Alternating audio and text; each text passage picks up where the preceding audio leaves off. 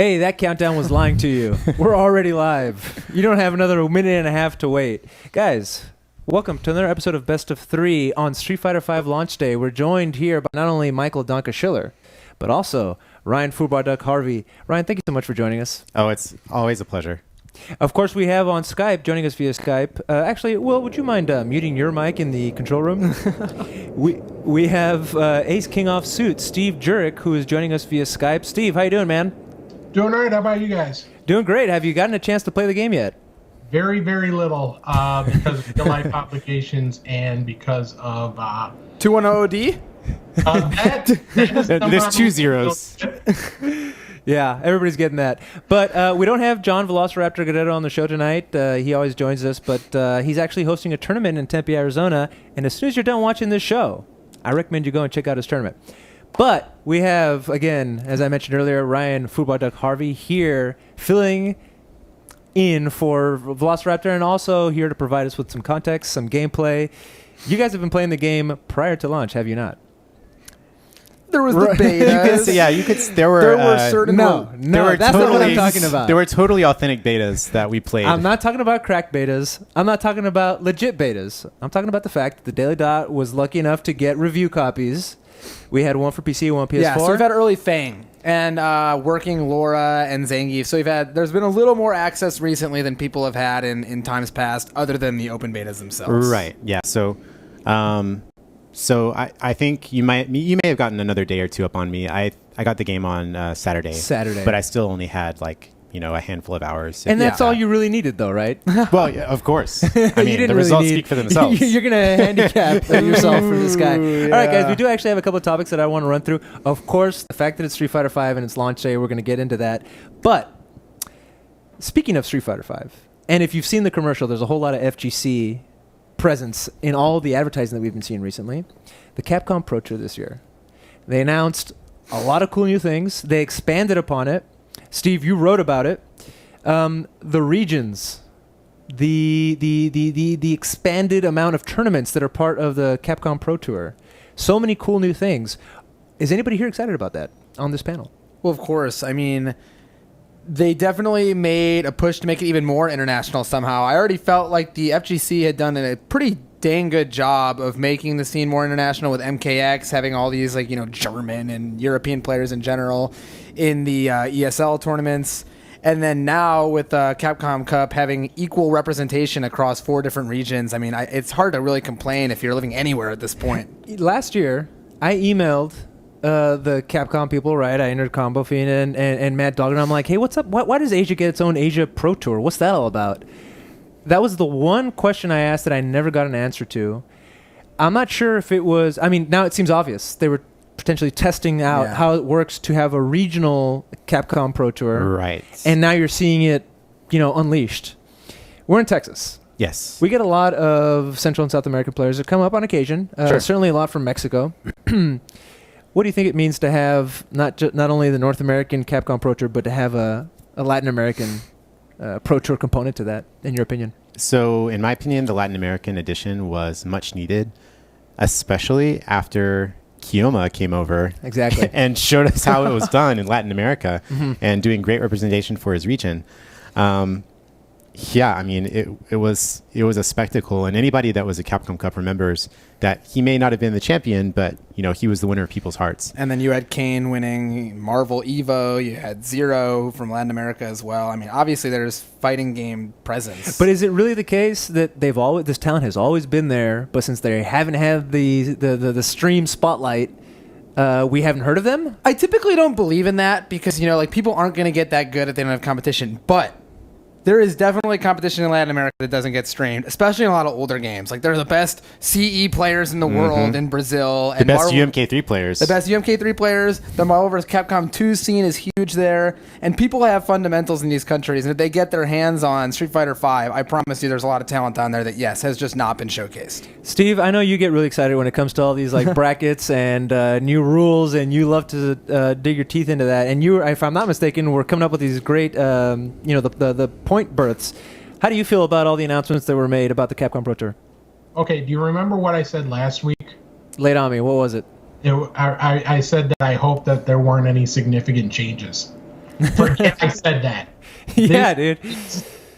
I mean, you look at what they're doing just internationally. There is going to be a tournament every week, almost every week between March and the end of October. And it's going to be insane the amount of scoreboard watching that people are going to have to do. There's still going to be reason for people to come in and gatekeep into other regions for the Global Points Tour. But you've still got that guarantee of representation, so that even if you got one or two people in Brazil or anywhere in South or Latin America who might get in there anyway, now there's a chance for those guys who aren't able to travel to get a shot at the title. I think they did it really elegantly, and they're still allowing people to travel and get points the way they can, as Steve said. But the leaderboard kind of... But yeah, I think it's smart. Yeah, it's very fair. They found a really great balance between the regional events and the premier events, because they knew, and they observed last year, that people take this seriously, right? People are going to travel to every regional premier event if they have the ability to do so. Mm-hmm. So that being in mind, I think they found a fair balance between, quote unquote, preventing some international player from the United States. Has that Japan, ever happened perhaps. Before? Is that a point of contention? Somebody tried it last year. They lost to Kioma. But nonetheless, it is a very fair rule set, and I'm really happy with the changes this year. Let me just say as well that this is the first time that I genuinely feel in my heart that Capcom advertised and marketed the game properly. It was so odd that for so many years, over a decade, in fact, this almost 15 to 20 years of Street Fighter, we all played the game, and the fighting game community didn't start from Street Fighter 4, right? It was around from the beginning. Mm-hmm. And it's so interesting that Capcom just now realized that the way to market the game properly is through advertising the community aspect, because that's the best part of the game. That's the selling So point. what does that say to you? Does that tell you that they finally came around, or it's a sign of the times because of what Twitch and esports is happening, or... It's both, because it's both the Twitch and esports quote unquote era, and Twitch kind of made us aware that this was a thing to begin with. But secondly, it's also a sign that the people who were teenagers when Street Fighter 2 came out are now in the workforce and are in those companies actually making those decisions. And another big thing about the advertising push they did and the push of the game as a whole is that they've stated time and time again now that Street Fighter V is the last version of the game. So people get to see that the community is big for this game, and they get to see that they buy it, they don't have to buy another version again. That is huge. I think that's pretty huge for the spectator that may look to play the games to understand it better, or may look to possibly get into the competitive scene later on. Let's talk about Lupe Fiasco. Oh, I'm sorry. Go ahead, Steve. What you got? I just want to kind of touch in on the advertising point. I think that if we got what we're going to get in June, that I agree. That would be a perfect. Then I'd say agree with you guys. But I think a big chunk of the advertising was based on beginners can come in and play. Beginners can just jump in and they'll be able to pick things up. And really, if you're a serious player, this launch is, it gives you what you want. Outside of that, to me, the big misstep is the lobbies.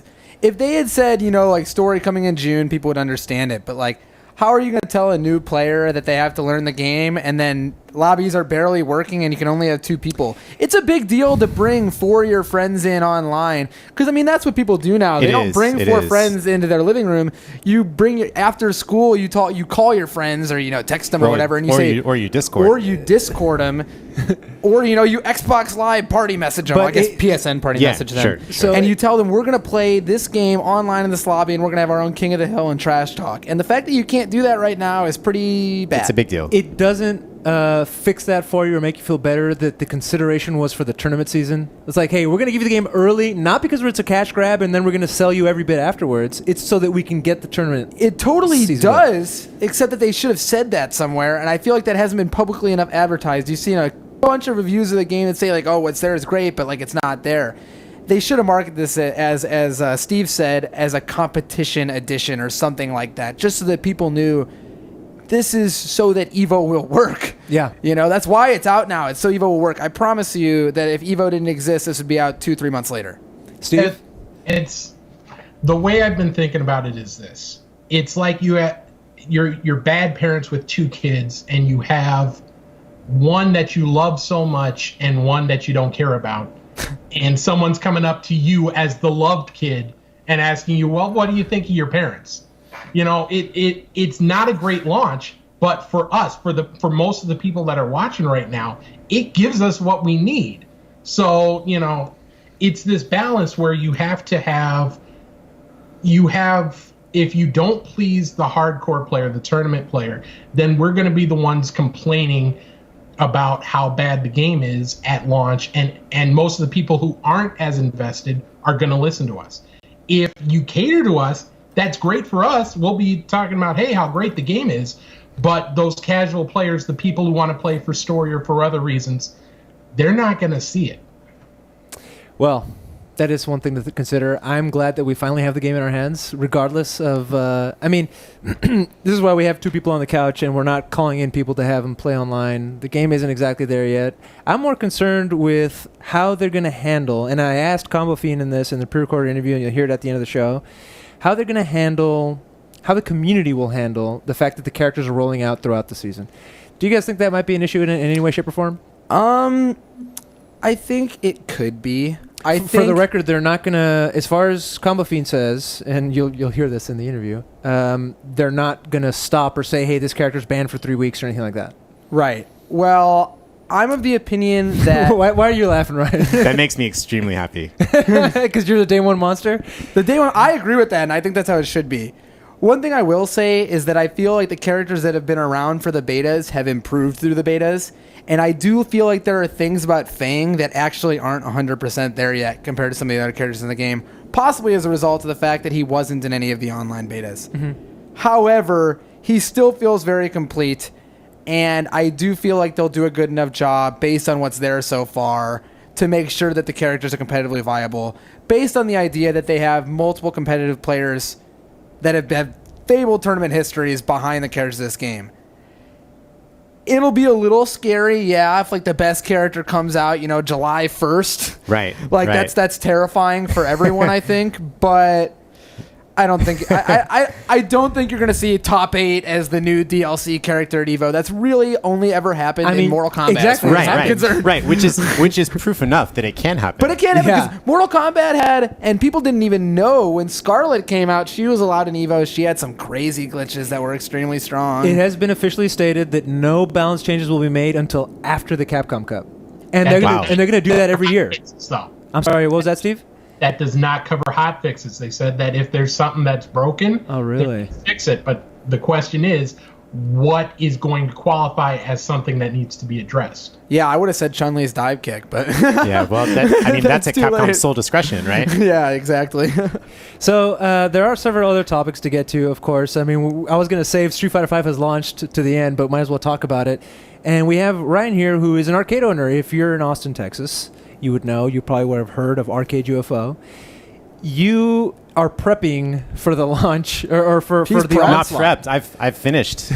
I'm going to pull up some images here on the TV. Yeah, sure. While you talk about some of the things that you've been doing. For instance, what the heck's going on in this image here? Yeah, so the arcade enthusiast might notice a couple of things in this image, and this is something I'm rather proud about because it's a lot of handwork, it's a lot of manual modification.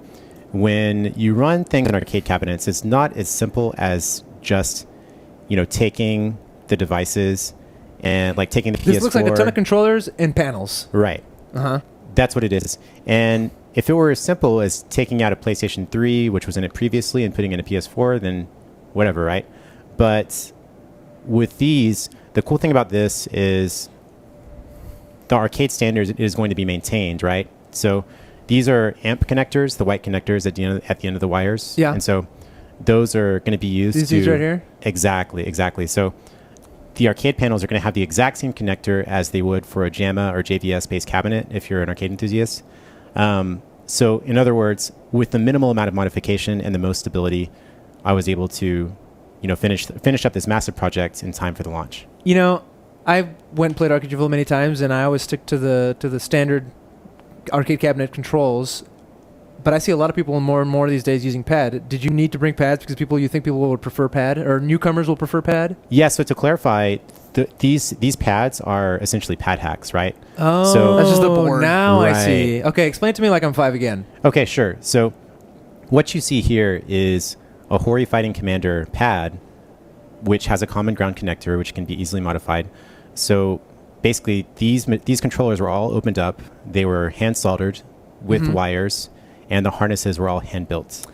Okay, so Sounds that like was a some nerd. next level arcade prep. In other words, this is probably the only modification like this that exists in the world right now. And those are custom panels made by Jason. By Jason's Customs. Shout outs to Jason's Customs because Hey, God-like. he's a god. God. He's a god. Like. You got to feel these panels. I'm going to talk about them for a second, even though Ryan's going to talk more about them because they feel good. I'm not going to say anything dirty. I'm going to say that they feel good. And those buttons, too. Yeah, What was crazy about the buttons again? They're special soundless? Yeah, we upgraded to OSBF RGs.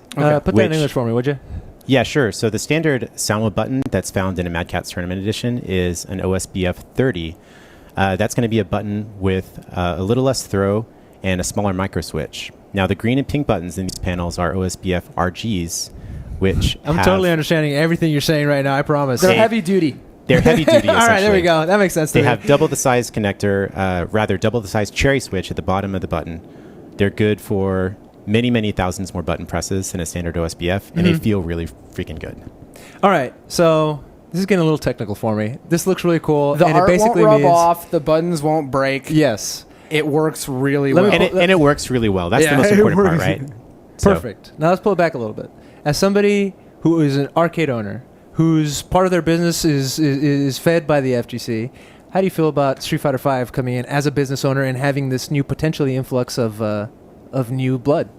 Yeah, so it's great, to be honest. Every Street Fighter launch has been great for all gaming centers in the past. Third Strike was, and old man talking here, but I was playing competitive when Third Strike was launched, and that game was so popular at the arcade when it came out. Street Fighter 4, that was a game that I opened Arcade UFO with in 2008 when it was still arcade only before the PlayStation 3 release.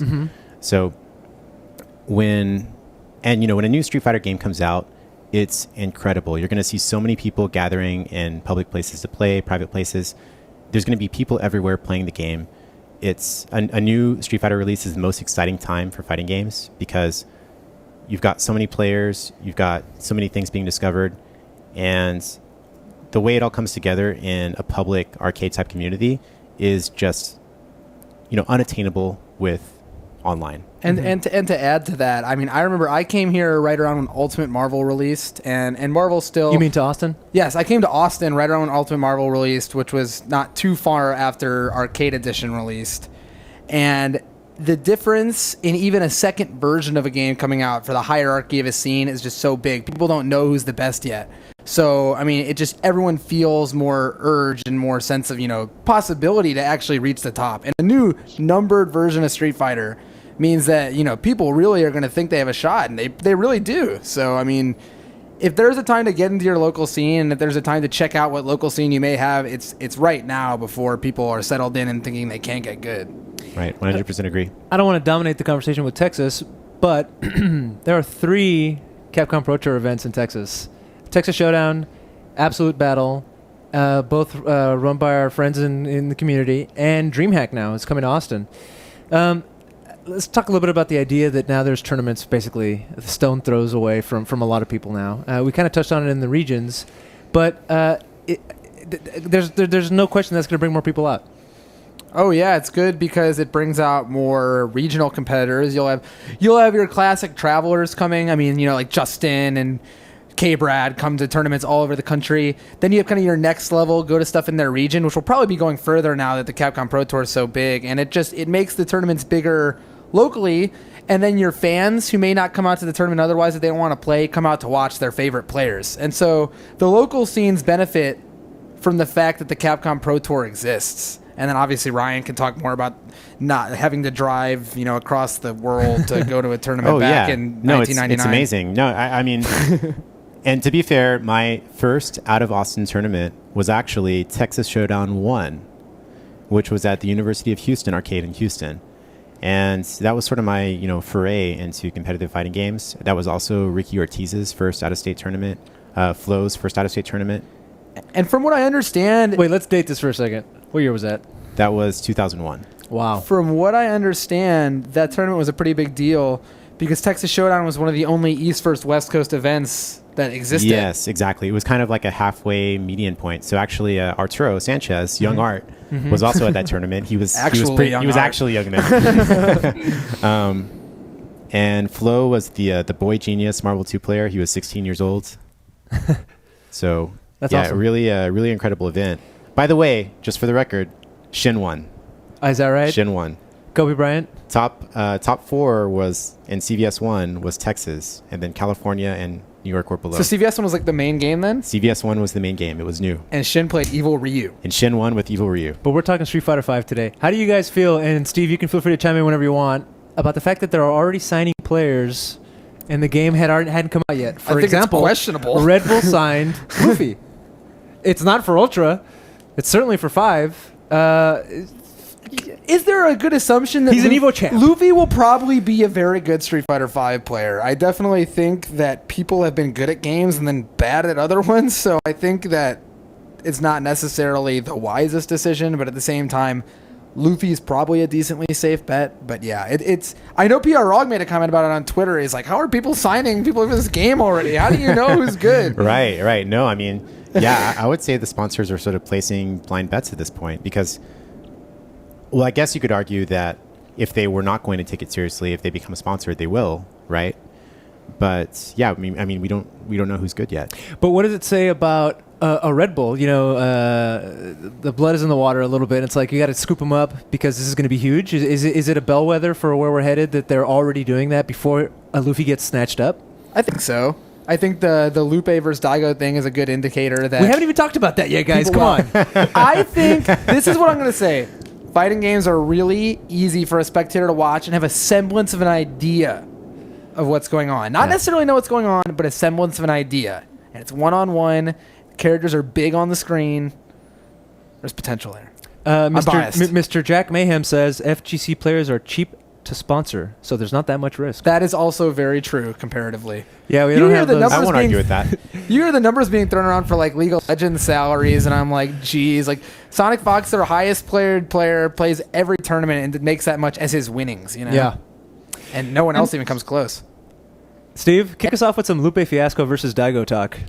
Oh man, you kicking me off the Red Bull stuff? No, talk about the Red Bull. What I meant to say is, what do you think about the Red Bull stuff? Look, I think it's actually a good bet for them. You know, what are the odds that Luffy is going to be terrible at this game? Not very good. No invincible backdash, no Rose. No, I'm just messing around. You know, the floor for him is pretty good. Right. The ceiling for him is basically being the best player in Europe like he has been for the last 2 years. So why not take that gamble now? Why not get it while the price is low? And, you know, it's not like they're investing millions of dollars into him. You know, he's worth a shot. If he doesn't work out, then oh well. If he does work out, then you've got one of the top American players, one of the top Asian players, and one of the top European players. You've got 3 people, yet you still have a global imprint, excuse me. So I think it was a very, very good move for him. I think that's exactly what they're going for too. One in every region, or then where's the Latin American player? Yeah, compared to a Razor who like kind of became, you know, Team Singapore and then, you know, added Korea, obviously, kind of jeopardized a region. Or monopolized a region, sorry. Wrong board game. Yeah, wrong board game.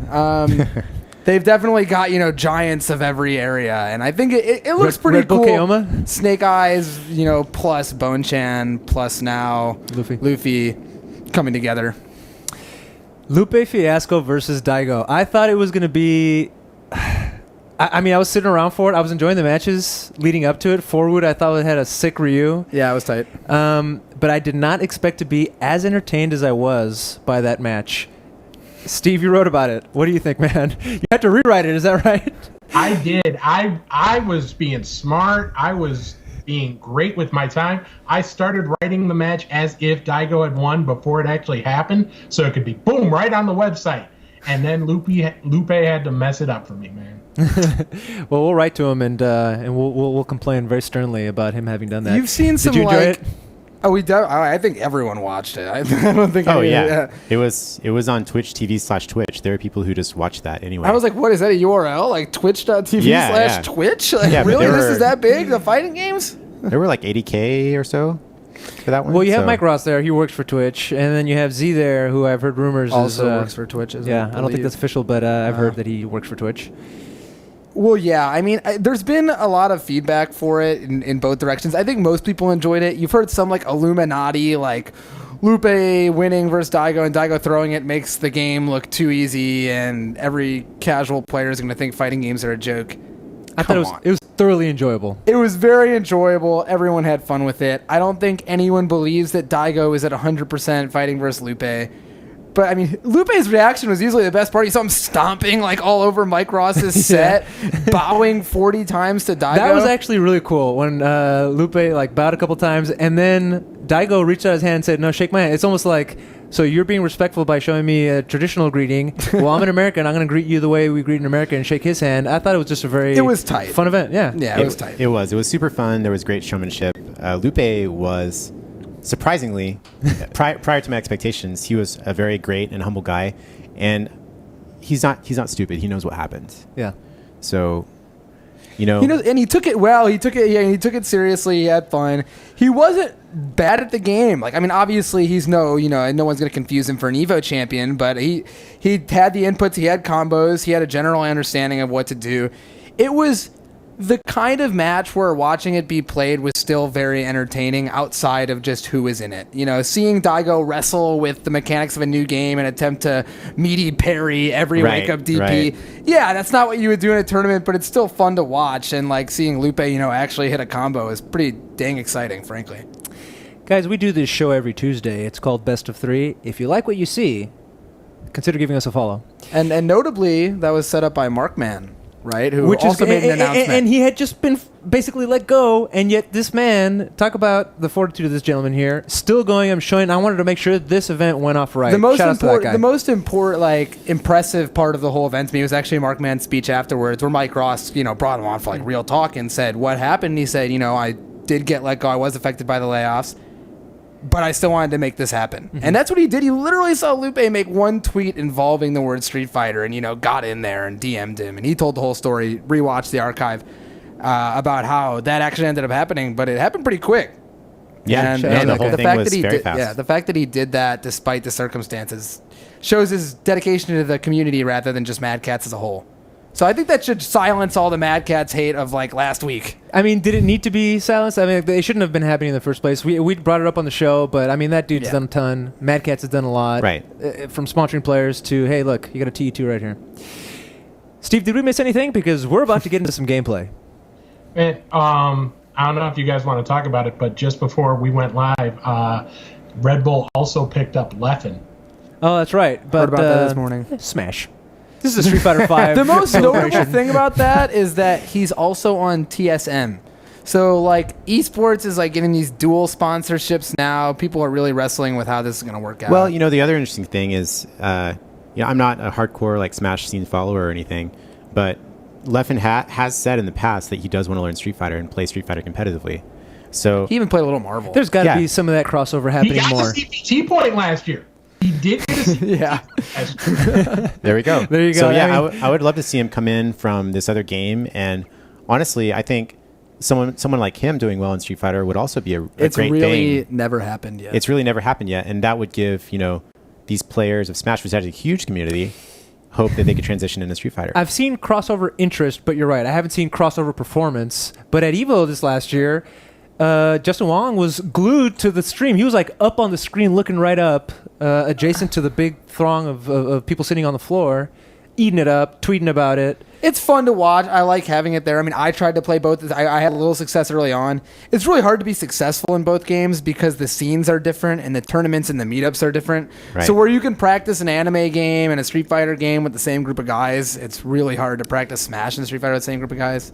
But I think it's good at Evo. Before we get into some gameplay, you saw the Capcom guys putting in the work.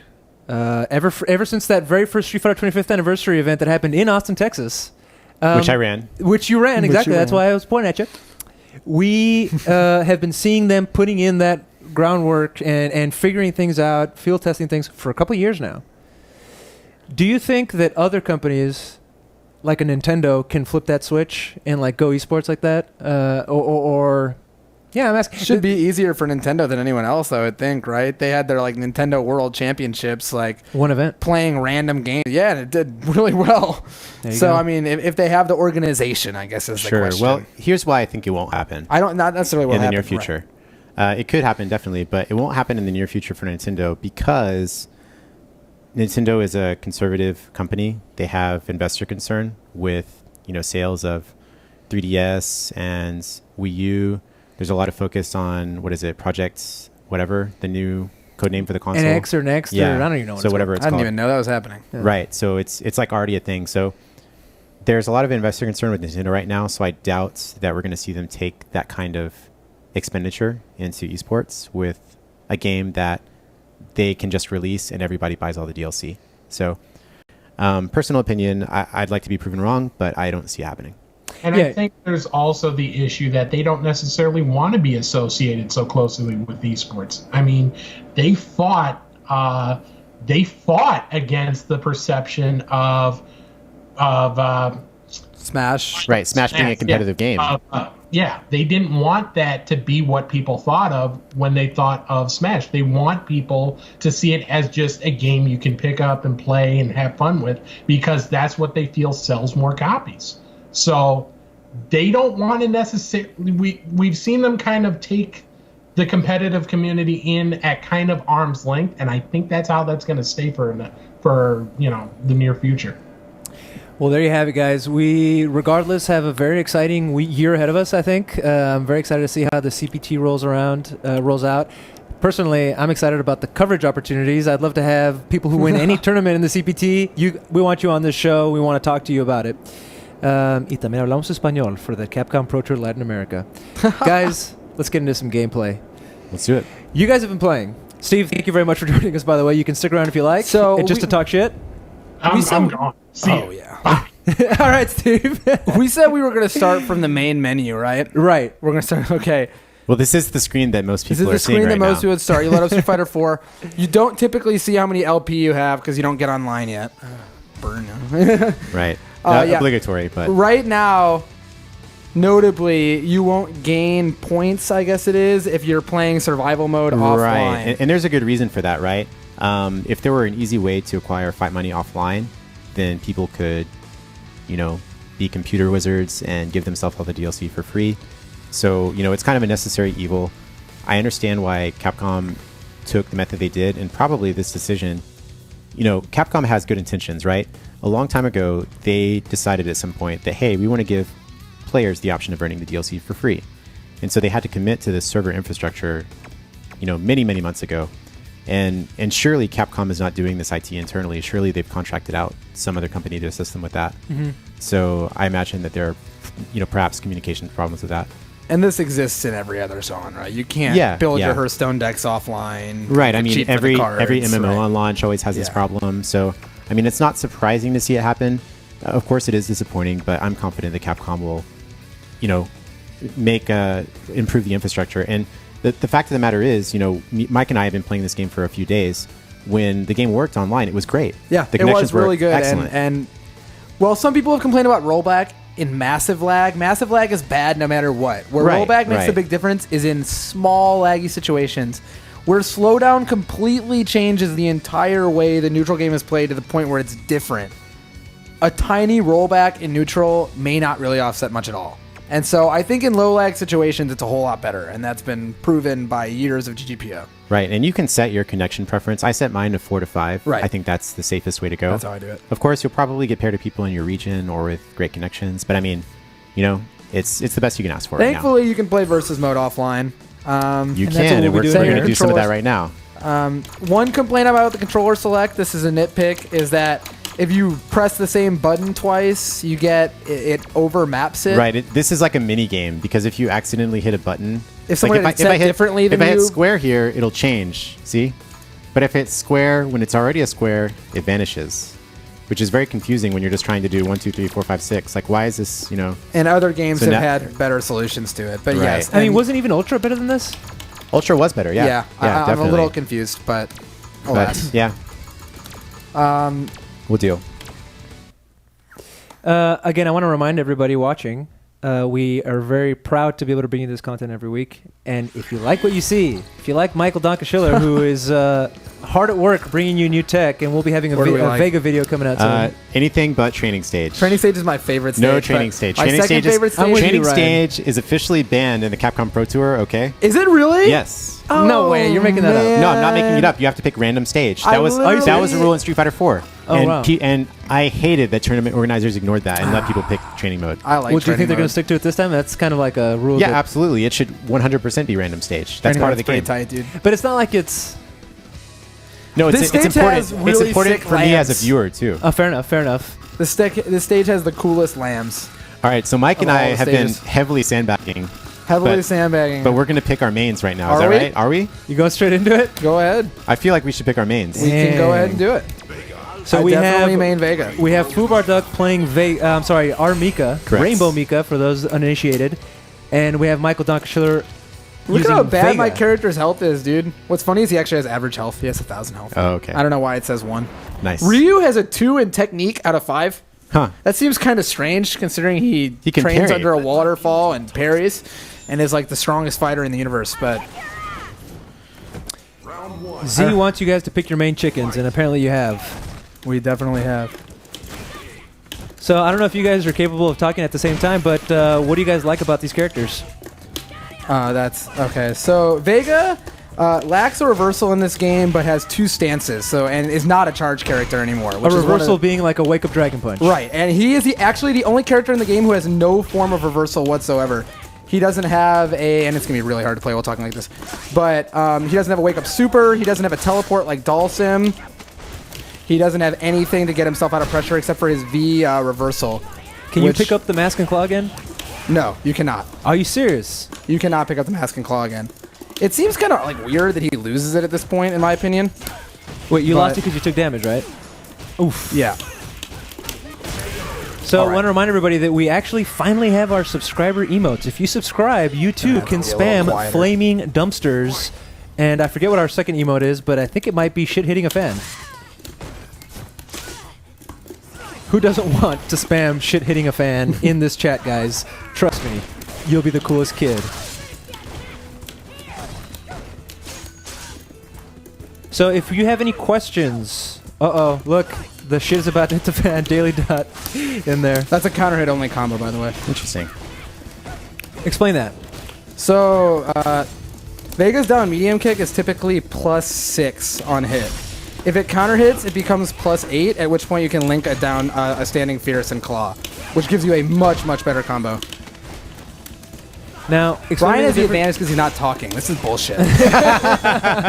This is bullshit. I'm like start sitting here talking. like I'll start explaining talking. everything. Ryan's That's why you should have saved your main poultries for the very end of the stream. It's okay. Ryan, what's the difference Ryan has to between- talk this time. What's the Okay, difference all right, between fair just enough. We're I'll like- answer switching off questions the this time. talking. Time out. Yeah. I have a All right, question for you all right. guys. The difference between a counter hit and a crush counter in this game. Cool. Sir, okay, well, let's Yeah, go. well, Ryan. I'm talking now. So certain moves in this game will crush counter. Not all crush counters are counter hits. Or, let's see, other way around. Not all counter hits are crush counters, but all crush counters are counter hits. So there are certain moves that if you happen to get a counter hit, you'll get a crush counter. Usually you get like a better follow-up to your combo as a result. So for example, for Armika, I just went for one. The Stand Roundhouse is a crush counter move. And you can get some really cool crush counter only combos if you verify that. Wow, Flying Peach trades with that. Cool. Now, I'm what happy you about guys that. don't know is that even though I had the review copy of the game, I Another gave counter. that to Ryan, FubarDuck, Harvey Thank early. you, by the way. I handed him my PS4. I said, I Early need you to be boys. prepped for the show. And he told me, you won't regret it when you see how salty Danke's going to get. So that's what I'm excited about. I don't know about you guys. Bash. A little harder. Hey. A little harder when you're talking. You played well. So, Not Handled has a question for the Okay. panel here. Does the game still eat inputs on V-trigger activation? Yes. Did it work on Quick Rise? What do you mean, does it work on Quick Rise? What do you mean by that, Not Handled? Does it work on Quick Rise?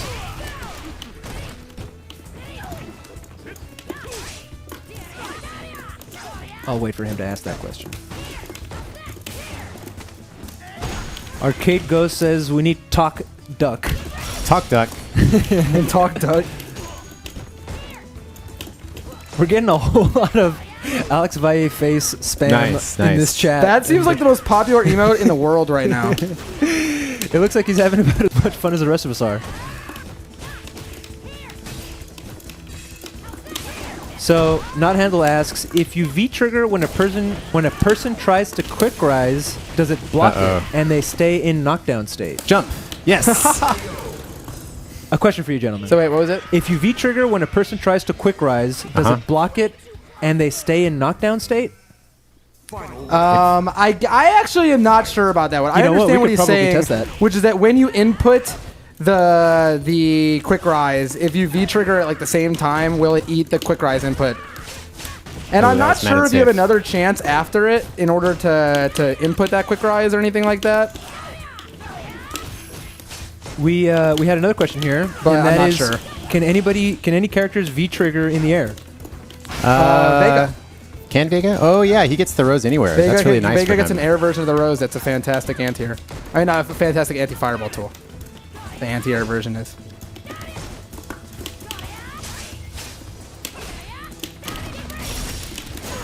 So let's see if we have any more questions in the chat.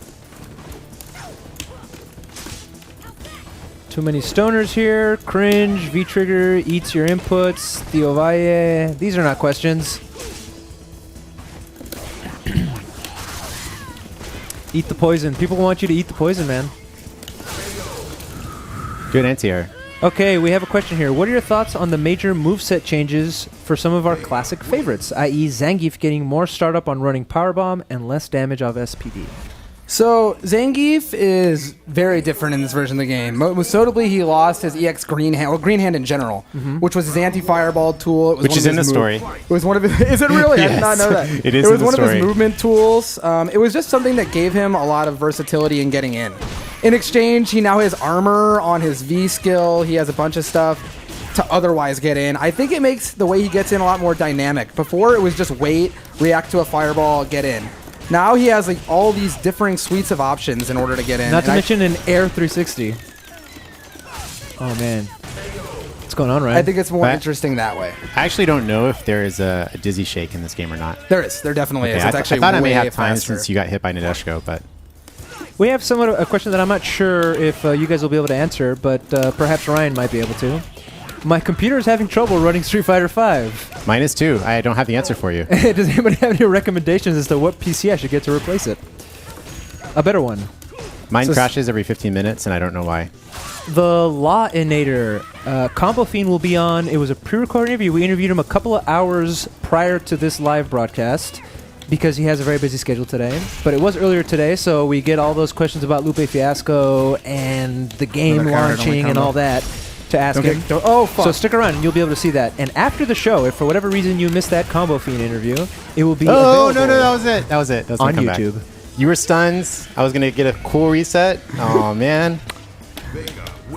But you see how do you not exciting... swear while you're playing fighting games, dude? It's impossible. How have you guys not been swearing? I've been swearing. It's allowed.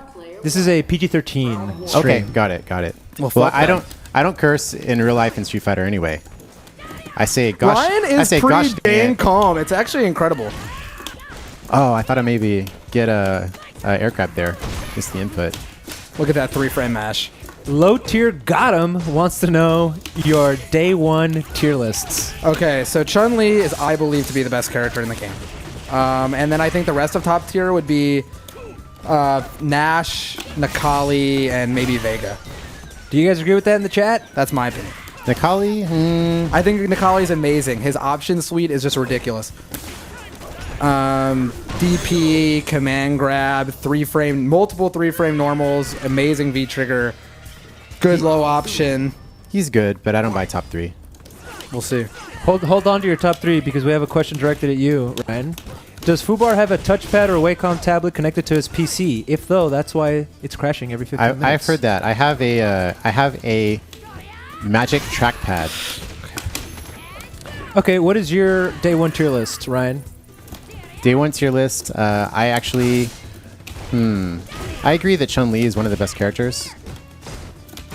I think maybe after that would be, let's see, Vega is really good. I say as I fight against Vega. I think Armika is good.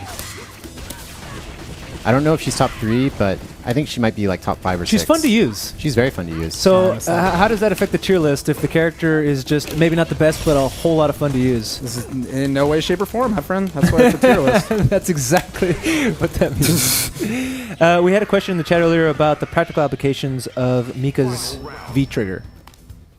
Sure. So, I mean, honestly, her V-trigger is amazing, and it's what makes her such a great character. First of all, it has startup invincibility, kind of like an A-groove activation in CBS2, or like a Street Fighter Alpha 2 or 3 activation.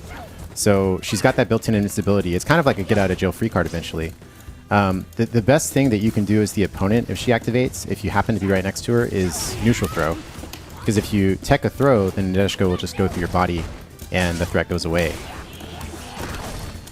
Yeah, I mean, it seems like if after a while it'll be easy to avoid Nadeshiko, for the most part. I don't know. At least about a that. third She of can it. vary it a bunch of ways. Yeah, no, she has 3 options. I can go up or to the side like that. Oh, you recovered first. Oh, yep.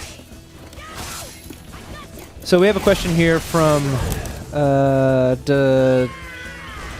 Map V-trigger to a button. Do it. Yeah, put Makes the it way camera on easier. this Do guy. you map V-trigger to a button? I don't have extra buttons on this stick. Scrub. Dang. I would like to use my PS3 stick, but I'm going to replace the PCB. I see 6 buttons on there. I have to have a PS and a home. Ah, gotcha. Rather a PS and a Yeah, start. he doesn't have any up here. I hear you. So the question was, what are y'all's thoughts about Zangief being the only grappler character to have a 360 input? They took away It's kind of interesting. At first, they and said they Birdie's. might not have 360 inputs, and that was like the rumor going on early on. They gave it to Zangief. I think it makes sense. Stops a little bit of abuse. Ryan, we have another question for you. As a third strike player, are you considering switching to Alex or Urien when they come out? The reason I was smiling when you were talking about DLC is because I really want to use Alex. You're really not Urien. I mean, Alex will be out. I have more next character month. love for Alex than I do Urien. I do think Urien is awesome, of course. But I'm interested in both the characters for sure. And as we know, when Third Strike characters were introduced to Street Fighter 4, they were the best. Dominant. Right. was. Not necessarily thinking I think Alex would be the best. But here's the thing, right? Is even if Alex is a solid character with tools, he's going to catch people by surprise in these, Pro Tour events before people understand what the character does properly. So, honestly, I'm a I'm a day one master for sure. I mean, I got like, let's see, I got top 4 at the Mortal Kombat 9 launch event. I tend to perform well when games are new, so I think that I have a good shot or a better shot with the DLC character. We have Hell Pockets in the chat saying, "But Duck, you're a Chun player." Chun took me actually many years to master with Third Strike. I mean, I had to play. Can you tell people why you play Chun-Li, Ryan? Because I've heard this story and I think it's enjoyable. Sure. Yeah, I do have a story for that. Oh man, I missed my punish. My story for that is this was at EVO 2000, because I've been to every single EVO, FYI. I believe this was at EVO 2003 because this was a Cal Poly EVO. And at EVO 2003, my main character in Third Strike was Necro because I had character love and I liked the character. We'll let you finish the story before we Sure, play. sure. And so We'll leave it on that creepy Vega face. So I was eliminated in the tournament. Not saying this is a bad thing or anything, but by a female player. She was very strong. She was a Chun-Li player. And it was Victor Lee's significant other at the time. Okay. So Victor Lee was the best Dudley in the United States at that time in 2003. So yeah, his girlfriend beat me with Chun-Li and eliminated me from the tournament. And you were like, "I'm switching to Chun." And I said, "Yep, I'm switching to Chun-Li." Have you tried Chun-Li out in Street Fighter 5? I haven't because, and this is, I'll throw in another Third Strike fact while we're at it, since some people might not actually know this. I have a former Third Strike player roommate now too that moved to Texas from California. Some of you guys may know him. His name is The Almighty. He was an Oro user. in Third Strike. And so, we've been friends for a super long time. And when he decided to move to Austin, we became roommates. So he is actually using Chun-Li in Street Fighter V. You can't pick the same character as your brother, dude. Exactly. Or your roommate. not brother. He's Vietnamese. Yeah. Yeah, you don't look Vietnamese to me. Right. So anyway, yeah. So he's playing Chun-Li, Ken, and Feng. So those are the characters that I'm not, using myself, because that way we get more character variety when we play. Well, there you go. We have 2 quick questions. One, compare the movement speed in the game to Street Fighter 4 or Street Fighter Cross Tekken. Oh, okay. Yeah, so Street Fighter 4, it's faster. Okay. It's a faster paced game than Street Fighter 4. This? Street Fighter 5 is a faster paced game. Compare Street Fighter 5. Is it closer to Street Fighter 4 or Street Fighter Cross Tekken? Cross Tekken. Cross Tekken. Okay, so what's interesting is the walk speeds in this game are slower than Street Fighter 4's, but the pace of the game is way faster because there's no crouch teching, so the throw mix-up is way better. Mm-hmm. And in general, there's no FADC, so reversals aren't as safe or potent. And so the fact of the matter is getting in there is a lot more high reward due to chip damage, due to the no FADC, due to no crouch techs. So people tend to go for the reward of getting in, whereas in Street Fighter 4, you're like, oh, I got in, I got DP'd. So yes, the pace of the game is, I would say, almost certainly faster. Probably a little close, although early Cross Tekken was super slow paced. Later on, it got pretty fast paced. It got pretty fast paced. Yeah, I agree. And I think this game is going to be the same. I think my personal opinion is that we're going to see the most aggressive characters excel. So actually a name that gets kind of, on the lower side, but I think is going to turn out to be really good is Laura. I think she's very good too. Because she's extremely fast paced, she forces situations, and she can control the pace of the match. Right. And that's why do you have a Laura? Not really yet. She was not usable in one of. Well, I'm not even going to talk about that. Let's just say we don't have much experience with Laura. Not much experience. Okay, with Laura. guys, we don't have a ton of time left, but we have a solid 20 minutes left. Okay, only 20 before we get to the Combo Fiend interview. All right. I would like to see 2 best of 3s with different sets of characters. Can we do that? Okay, cool. Yeah. So one thing you notice at the end of that last game is that Vega, if he has his claw off, his EX flying Barcelona attack or regular flying Barcelona attack, the dive attack, doesn't knock down when it hits them, which lets you combo off of it, which is pretty crazy. So it's one of the advantages. Right, only in clawless mode, Only in clawless mode. In claw mode, it knocks down, and you can combo afterwards with a EX no training mode. No training mode. We're playing the layer of 4 kings. Yeah, that's cool. I'm going to play some Nikali. Nikali? Okay. Yeah, I do have a Nikali as well. But mirror match. Come on. We've got to do it. Wait, if you have a Rashid, I'd love to see a Rashid. I don't have a Rashid. I have a Nikali, a Birdie, a Mika. That's it. All right, chat. What do you want to see Fubar use? Nikali, Birdie, or Mika again? Talking a little more about Vega, one major thing, and there was actually a video released about this, but a big thing in this game is jabs into strongs don't combo as often. The only real examples I can think of are Cammy's down jab back strong, Chun-Li's down jab stand strong, Birdie's stand jab down strong. They're not common, but in this game, they typically frame trap and combo on counter hit. So what you can do is do down jab down strong with Vega. This is totally safe on block. It's actually plus if you're clawless. If it counter hits, confirm into a special move and get the combo. On block, it's a solid frame trap. So it's still a good option. People are worried that you can't do anything off of jabs in this game. Totally can. We're being inundated with a response to who people want Fubar to use. I'll give you an answer. Alex? Caca! Okay. They want Birdie, Birdie, Birdie. I see a caca right here is why I read it out loud. Was that they want you or to me? Eat them donuts. No idea. You hit the PS button. Oh, now man. I can't move. This is why we can't have nice things, guys. Collusion. You have to hit the PS button again. Okay, whatever, we're good. Cool. Okay.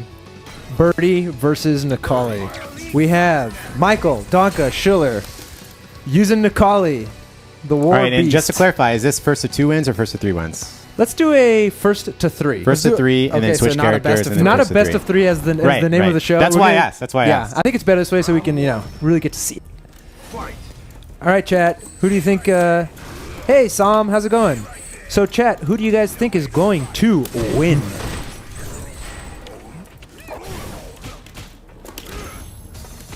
Monitor the chat here. So that's a free meaty if they quick get up. It's totally safe and it builds you V-skill. So I'm going to be handicapping these gentlemen by asking them questions. Nikali's V-skill is the ground pound, and you can do it closed, you can do it standard, and you can do it far. do 3 different, lengths. Birdie has a V skill. If you press down in V skill, he drinks the energy drink and tosses it. Back in V skill, eats a banana and drops it. Does that can go full? Yes. Like a straight up projectile? And regular V skill for Birdie, he eats the donut. And all of those power him up, is that right? Uh-oh. We got Super Saiyan Troll Collie. I'm not dead yet, so... People want to know, when are you going to make Danke salty, Ryan? Right there. Right there. God, that armor. So armor isn't actually frame 1 in this game, so you can meaty armor, but then you miss it a lot, and then you get upset. Oh, that was a late reaction. I like Birdie's chain grabs, but they seem hard to land unless you get good reads. How do you feel about that, Ryan? They're good for anti-fireball. I mean, Ryan can talk more about it. Yeah, they're good for anti-fireball. You can cancel them with punch. So if you're wrapping one up, then you can just hold the punch or press the punch button to cancel it, like so. And you don't have to commit to it. But right there, I knew Mike was going to jump since I know what he's going to do, and so you got to punish for that. -6. You can punish with any 6-frame move. Does anybody have an opinion on how they got rid of a lot of charge moves? Although there are still plenty of charge moves. I was upset at first, but they gave us some charge characters. Hopefully, if Guile isn't a charge character anymore, you'll see me actually upset. Yeah, that would seem odd. Oh man, Mr. Jack Mayhem says, "I love the layer of the Four Kings." I'd be theme. salty if I missed that too. I could have done low forward instead. That would reach a little longer. Yeah. So yeah, one of Nakali's changes when he goes into V-Trigger is that he can only cancel into his Rush Punch, which is normally a charge move, without any charge. Okay. From neutral, he still has to charge, but it lets him do a couple crazy combos that he couldn't otherwise do. How do you like Nakali's forward dash? It's good. Especially in V-Trigger, it's like the best thing ever. Mintberry says, "God, this game is amazing." And you know what, Mintberry, I agree with you. So what I was going to say is that it leaves me 0 H heavy kick stomp, but since Birdie doesn't have a 3-frame move, I know I can mash because I have a 3-frame move. So I can very cleanly do that every time I'm in that situation and know that Birdie can't deal with it other than to block. And everyone knows that no one wants to block, especially not Ryan. I hate blocking. It's true. I have a question in the chat. Who do I play? I'm actually really liking Laura and Mika. But you guys don't want to see me play, and that's why I'm not on the sticks. Got him. Dang. What's the score? It's 1-0 right now. 1-0 and 1 round. I'm adjusting. I've always been a one-character player pretty much across like every game. So I'm still really trying to get used to the idea of playing multiple characters and getting used to like their different moves. This is the game for that, though, right? It is, and that's why I'm trying to get used to it. It's also a good excuse to complain about why I'm losing. Do you guys have any opinions on Karin? Ice Enigma wants to know. I think Karin's pretty dang good. She has really good pressure, really good normal. She's pretty basic. Ooh. I would call that a hard read. One thing that people are doing that I think is pretty fake is normals canceled into her light command dash. Every single one is at least -8. Which means, for example, Vega can get a heavy punish if she does any normal canceled into a command dash. Now, this is pretty reactable in my opinion. Cool. Even on hit, most of them are minus. I think they might all be minus on hit. Don't quote me on that. So this is a 2-0 right now, going into the third out of a first to 3 with Ryan FubarDuck Harvey, owner of Arcade UFO. You can find him on Twitter. Playing as Birdie. Oh my goodness, that was a good air grab. And we have Michael Danke Schiller, co-host of Best of 3 and friend of the stream, using Nakali, the newcomer. So you said you like Nakali. He's not your main. Right. Oh my. But you're digging him. I'm digging him. I think he's really, really good. I think a better Nakali than myself could show you a lot better. Ooh, I am totally even there, but I did not do anything. You know, we keep getting this the comment in the chat about how the game is incomplete. Do you guys playing this game right now feel like it's incomplete? The versus mode? What you guys are doing right now, are you like, man, I really wish I had that story mode? No. That's just my question. Well, yeah, I mean, obviously, we really don't have any investment in that. So For a competitive player, which is what most people have been complaining about, this game has totally got what you need, other than maybe online lobbies, which I wish were in the game. So, guys, the Combo Fiend interview will be coming up soon. It was pre-recorded earlier today because he has a very tight schedule. So we got him on Skype, about 7 hours ago, actually. That'll play immediately after the next set that these two fine gentlemen play, which, if I'm not mistaken, will be Vega versus Armika. Your boy Danke playing Vega. all right, you're on the board. You're on the board now. It wasn't a clean It's a sweep. full comeback coming right now. Okay. No, it's all right. We're gonna run out of time. We're not we're not gonna get to hear Peter. Sorry, Peter. This is way more important. Does this game have online training mode? Ooh. I don't know. I don't think so. That's I'm gonna answer no based on what the game doesn't have so far. Guys, if you like the show here on twitch.tv/dailydot, we do it every Tuesday. We talk fighting games, but we also have a suite of esports shows. On Monday, we're still in the process of retooling our league show. Oh, nice. On Wednesdays, we do Dota show with our boy Ian Double John Barker. And on Thursdays, we do a Smash Brothers AMA. All those Smash questions that we had earlier in the show will probably be answered then. In the meantime, if you like this show, please consider giving us a follow. And if you're feeling extra generous, why not that go was and dirty. subscribe? That was dirty. I just did it. That happened a lot of times in that set. Gentlemen, how's it going? I lost. That was 3-0. That was 3-0. But he's not getting salty, dude. but He's not now- getting salty. You haven't broken Danke right. I haven't You have broken to break him. my Vega, dude. In order to break Danke, I'm going to have to win this first to 3 of Mika versus Vega. Okay. Okay? And that's going to be a little more difficult. I'll be honest. Are you sandbagging right now? Are you pulling a Daigo versus Lupe Fiasco right now? That birdie was my real birdie. That was not a Daigo. We're putting on the brown So hair to match me. I want to answer this question because this is for somebody who's coming in, presumably off the front page, and doesn't know this game very much. Sure. For someone who doesn't know much about terminology, what does -8 or -8 and such mean? Negative edge? Or -8 or +8 or Oh, plus or let minus. me explain Advantage and disadvantage. plus frames and minus frames. So when someone is to do a move, this could be in neutral, this could be on hit, this could be on block. Typically, we're going to talk about block and hit. Obviously, when a move happens, it takes a certain amount of time to recover. It takes a certain amount of time to start. All of this. What minus means is that the amount of block stun or time that you're blocking or getting hit after a move happens compared to how long it takes for the person doing the move to recover. So if Mika does her little slap, it recovers this fast, but they recover 3 frames slower from the block stun. That means she's who's plus 3. Okay, she's plus She's 3. plus 3. The opponent is minus 3. That means that if she were to do a 6-frame move and they were to do a 3-frame move, they would trade because they happen at the same exact time. Because she's 3 frames ahead. And of we the other literally character. are, when you say frames... Frames mean a 60th of a second. So you're literally Right. talking... So that the game actually runs at 60 frames per second. So we could just say, hey, I can move 5/60ths of a second before you can move if I block that. But it's easier to just say 5 frames. A major right? concept of pressure and combos in this game is in order to find whether or not a combo works, you see if a move is plus enough to link another move. So if this move's plus 6 and you have a 6-frame move, that means it'll combo.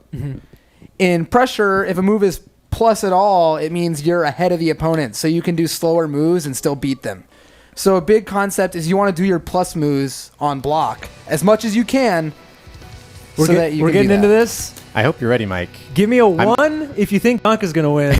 Give me a 2 if you think Ryan Let's get some FubarDuck- 2 stream. Let's get some the 2s. duck. Give me a 2 if you think the duck is going to take this.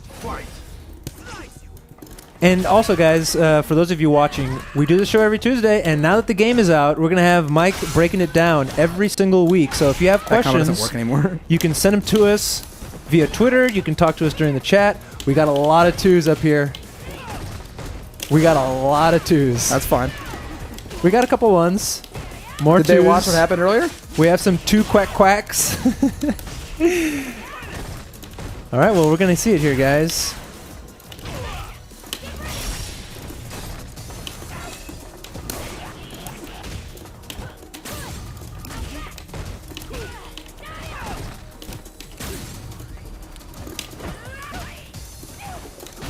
Looking good, guys. Can you tell us what's happening? I can't lose to Ryan. All right. That was some would say that was an Abare move. There, I was actually 0 after my roll, but I did a faster move than he did, so I won. 0 meaning not plus or minus. There, I'm plus like a jillion. Like, you can't even talk about how plus I am there.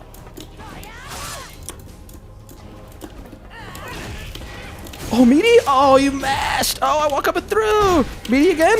Oh, we're coming. Oof. Did that totally stuff that? I guess so. Out of the corner.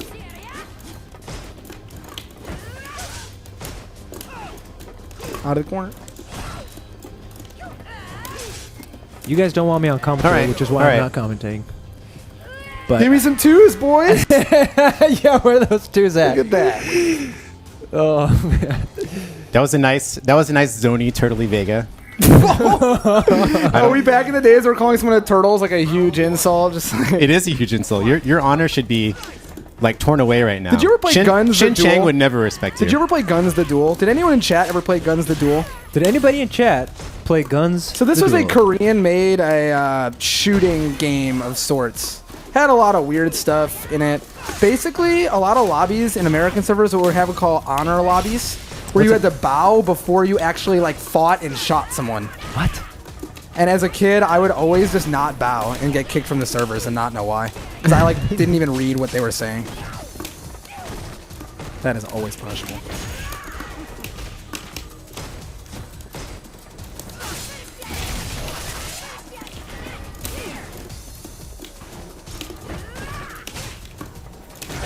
We got a lot of Guns fans in this chat. Hell yeah! And we're getting some more ones as well. Player 1 is Michael Danke Schiller using Vega, the Crimson Assassin. And on player 2 side, we have Ryan FubarDuck Harvey using R. Mika. Are you pumping up the crowd, Ryan? Trying to. Well, that move gives you V trigger, so Even on whiff? even on whiff. The score is currently, if you were watching previously, Ryan won the first to 3, and if I'm not mistaken, we're currently 1-0, Danke winning in this second set, the one that counts. Thank you for specifying this one counts. Oh boy, oh boy. I mashed Got to get that the last hit. weirdest move I could have Can you mashed. guys explain to me, or to the stream here, the fact that you can't chip anymore? Except with super. Okay. So yeah, chip damage still exists in the game. Special moves still do chip. Actually, normal, mediums, and heavy even do chip on block. But you can't kill with a move unless it's a super for chip damage. Okay. I think this is a great change. It's been common for a while now in a lot of anime games. Of course, I always talk about that. You're a resident anime head. Yep. Oh! Oh man, see, I wasn't. You have to press all 6 buttons. That's Do you? hard. That's hard. I might Or, accidentally hit the the PS triples. button. Oh, or the triples. Well, I use a V trigger button. Oh, right. Hey, we have a question for you, Fubar. What's up? Now that, just so we can forget about the fact you just got tossed. Oh no. The twos need to keep coming. Well, we have a question. Can you ask Fubar if he knows if Mika's meaty forward hard punch into hard kick command grab still works like in the last beta, or does it push you back too much? So here's the thing: is when you do the motion for It's this one, right? Yes, yeah. And so just to clarify a little bit, that move is +3 on block. Really It's good. One of her best moves. And after you do that, so if you do, I'm certain that short and medium kick version should still be able to connect. The thing is, when you do the motion, you're kind of walking forward a little bit anyway, since you go forward to back. Okay. So you can use that little bitty step, ahead, because you can't just immediately do it. You have to wait for them to exit block stun anyway. Does Mika have a command grab off of that? I thought, I now that I'm hearing you explain it, I realized I was seeing it wrong. I thought it was the forward fierce punch into so- that air grab. Okay, if that's what they mean, then that also still works. And in fact, that move has crush counter property. So if you get a counter hit on that, you can dash forward and do another one, and then do the air command grab. You guys are getting the tech that you're only going to get here on Best of 3. Ryan be looking like a new man, bald. What can I say? I turned 30 and my hair started growing on the other side of my face.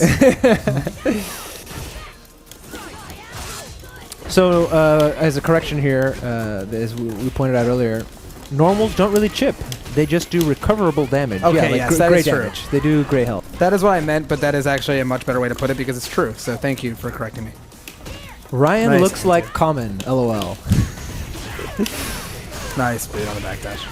Ruck, you're not going to get this tech anywhere else, okay? I'm telling you.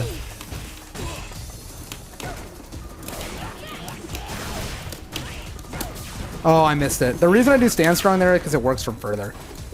But I missed it anyway, so who cares? Johnny Twitch wants to know, Danke, what do you mean you have a button to use for V-trigger? Is it the 3-punch button? No, I mean, V-trigger is hard plus, they're both hards. Yeah. I just map it to a button because I'm a scrub. Yeah. And so, like, with Vega, you want to, like, twitch react to a fireball. So I just press my pinky. And that's easier for me as a non-inclined executionally man. So, if you have an 8th button and you're not using it for another reason, I think it's a good idea. Come on, Ryan. Let's do this. We need to be reacting to that. With that. That beats that every time.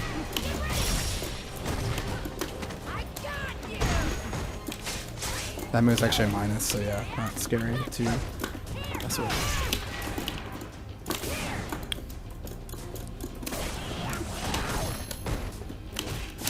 Nice. Hey, people are saying that this is kind of free. Is this? I mean, Does he have the big birdie? It's kind of staged. It was kind of like, you know. Well, I won't say. Did you want to do one more? What last one? All right. You pick birdie though. All right, let me go to birdie. Mika is my main, and I accept that loss. It was 3-0. That was a lot of twos I saw. I don't know if boys knew about this Vega. So there were two 3-0s, FYI.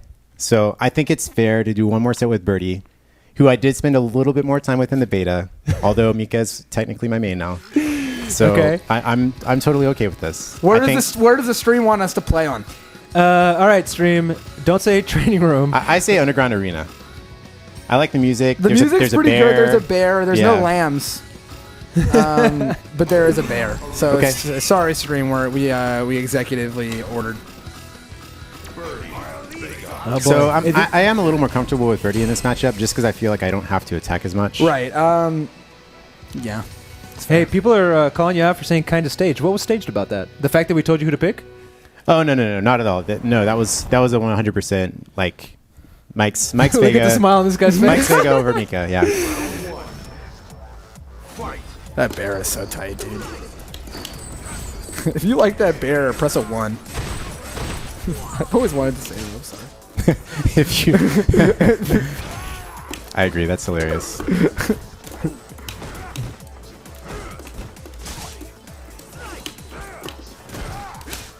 Oh, too far to actually get the roll.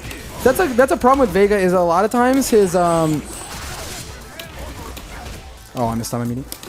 A lot of times his what's it called will hit his light punch, but then the roll won't combo. And unfortunately, you can't do EX roll off of a light punch. One of the reasons I almost always end my combos in EX roll is because it always hits off of a down medium punch, whereas the medium punch roll the medium kick roll can actually whiff. And not only that, oh god, I'm not doing combos because I'm talking.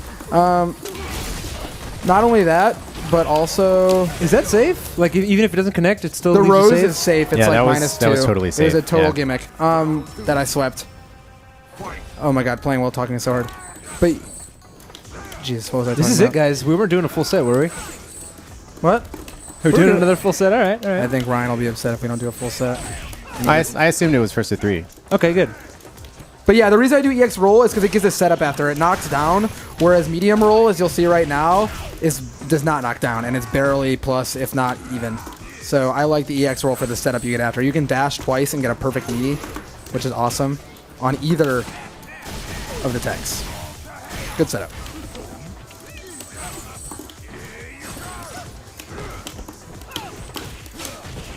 And yeah, stand short is Vega's fastest move at 3 frames. Is that your Vega yodel? Yeah. You gotta practice that if you're gonna play Vega. Oh boy. Oh boy. Let's see something. Oh. We'll backdash him like 7 times. Eat something. No.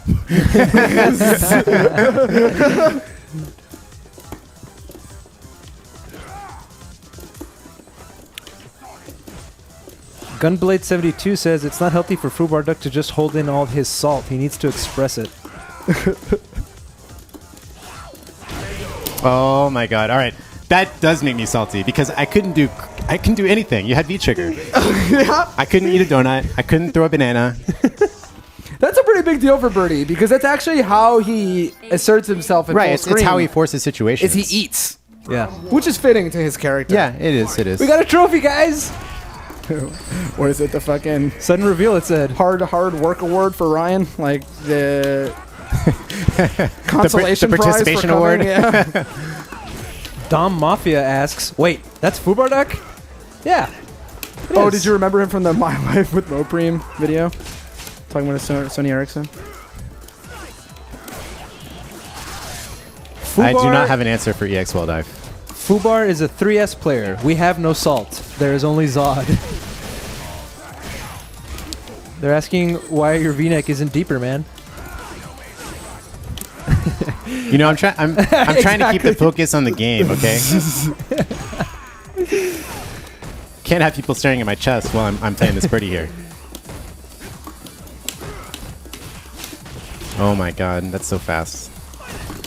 I neutral jumped there to bait the throw, but Ryan's pretty good at not instantly throwing. I got out of that habit in the beta. Yeah. So. Yeah, neutral jumping will often bait throw tech since you can't crouch tech, but eventually you start teching later, but then you start throwing earlier. So there's this game is like 100% of the time you're doing like mix up after mix up and read after read, which is one thing I really like about it.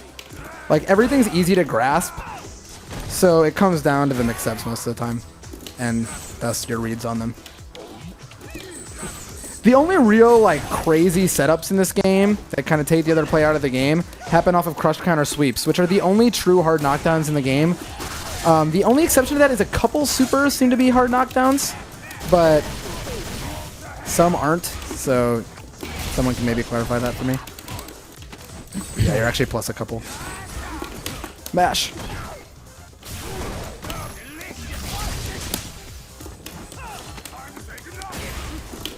All right. I had to go for it there. We're on the board now. We're doing fine. So anybody coming here off the front page, you want to remind everybody that you're watching Best of 3, an FGC talk show presented by the Daily Dot that airs every Tuesday. We are very happy today because Street Fighter V just launched. And in the studio, we have our regular co-host, Michael Danke Schiller, who is our resident fighting games expert here at Dot Esports. And as a favor to us, we have Ryan Harvey, also known as FubarDuck, who came into the studio to show us a little bit about the game. Good answer. We have Vega on the left being manned by Danke and Birdie on player 2 tall enough side. that that'll often be really annoying for him to deal with. That's the example of the light into strong counter hit frame trap, where like it would have frame trapped him on block, but instead it did some good stuff on counter. Oh, mistimed the meaty. That's going to be a big thing that a lot of fighting game players have trouble adjusting to. Yeah, most moves in this game only have 2 or 3 active frames, which is down from Street Fighter 4. And since you can wake up at various timings, I'm just mixing it up so that he misses his meaty and I can mash. It's hard to react to. And there might come a point where people perfectly meaty both get ups, but for a while I think you're going to see some mashing. So Gunblade72 says Vega is so good in this game. Yeah, he is. He is, yeah, definitely. He has one of the fastest walk speeds, if not the fastest walk speed. Ryan, we have a request here from No Please Stop Don't. Keep FubarDuck as permanent co-host. Hey, thanks. I appreciate that. Over me? Yeah, kick Mike off the show. What's this guy doing here?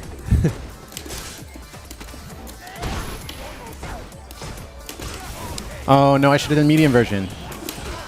Oh, wow, that worked. Okay, Yeah, I do have an answer for EX Wild Up now. I was so confused for so long. God, Birdie's pokes are so good. Unfortunately, in this game, Vega cannot combo anything but crouching light punch at close range off of crouching medium punch counter hit. So he doesn't get like the sick like crouching medium punch counter hit, crouching medium punch counter hit combos that he used to.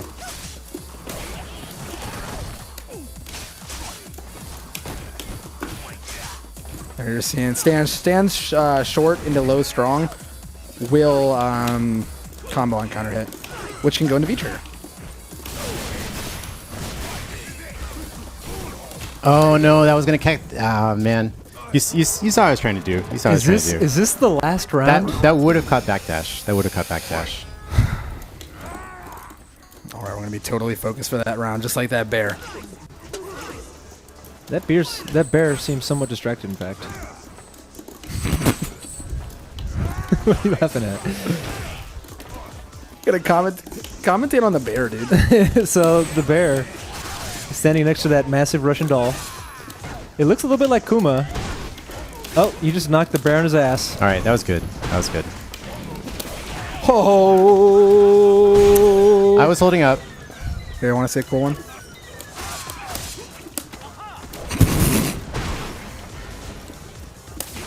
Okay. All right. I mean, who would do EX command grab that many times in a row? That's all I'm saying. So, hands in the air. All right.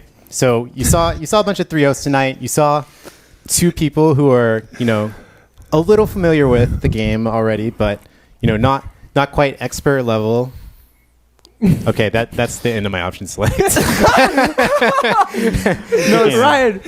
Yeah, GG, guys. I do think Vega, and I do think Vega does well versus both of those characters.